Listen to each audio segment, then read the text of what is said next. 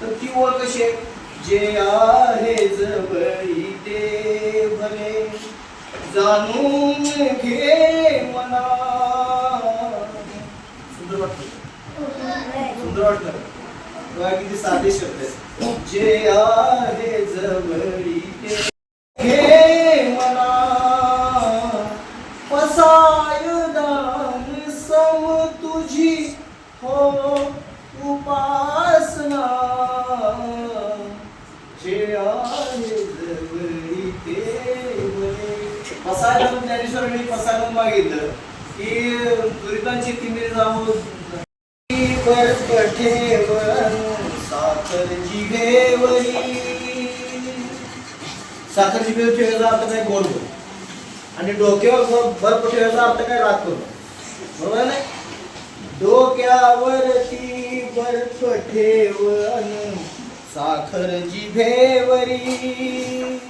प्रश्न तुझे रे सुटतील सारे आपोआप त्वरी.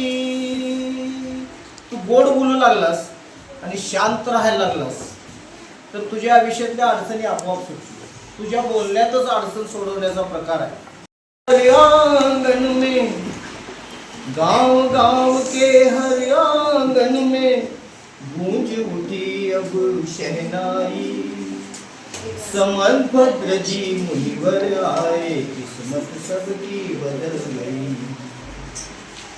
इस धरती को आस लगी थी दर्शन अपना पाना था.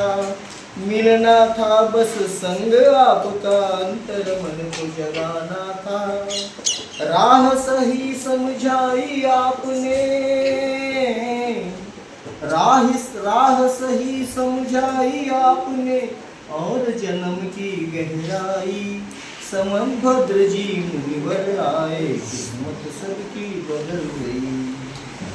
शब्द आपका मंगल पावन आज भी अमृत बरसाए. वचन आपका धामन भावन याद में जीवन सुख पाए. जीवन पाया किसी लिए राह तुम्ही ने बतलाई. समंभद्र जी मुनिवर आए किस्मत सबकी बदल गई.